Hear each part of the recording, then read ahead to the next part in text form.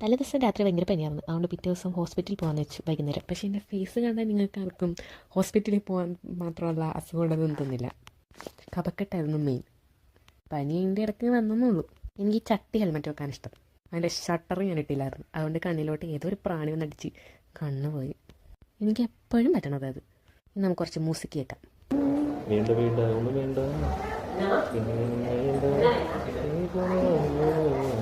രാവിലത്തോട്ട് വിശപ്പുണ്ടായില്ല, അതുകൊണ്ട് ഞരമ്പ് കിട്ടുണ്ടായില്ല. എവിടെയാണോ കുത്തിയത് നല്ല വേദന ഉണ്ടാകും. ഇപ്പോൾ എനിക്ക് എൻ്റെ വേദനയുണ്ട്. പിന്നെ എവിടെ നോക്കിയാലും നല്ല ഭംഗിയാകും. ആകാശമൊക്കെ കാണാൻ നല്ല രസമുണ്ടായിരുന്നു. അതിന് ഞങ്ങളൊരു യമനി ഹോട്ടലിനൊക്കെ പറഞ്ഞൊരു ഇതുണ്ട്. അവിടെ പോയിട്ട് അൽഫാം മന്തിയും അൽഫാമും ഓർഡർ ചെയ്തു. സാലഡ്സ് വന്നു, മന്തി വന്നു, അൽഫാം വന്നു, സാലഡ് പക്ഷേ തീർന്നു. ഇങ്ങനെയായിരുന്നു. നല്ല ടേസ്റ്റ് ഉണ്ടായിരുന്നു.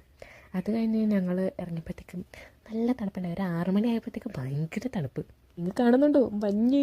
അത് ഇനി ഞങ്ങളൊന്ന് എക്സ്പ്ലോർ ചെയ്യാറുണ്ട്. നിങ്ങൾക്ക് വഴി കാണാൻ പറ്റില്ല, കാരണം ഇരുട്ടാണ്. ഇവിടെ ഭയങ്കര കുണ്ടും കുഴിയും ഉള്ള വഴിയാണ്. എക്സ്പ്ലോർ ചെയ്യാൻ വേണ്ടി നീല ആകാശം, കറുത്ത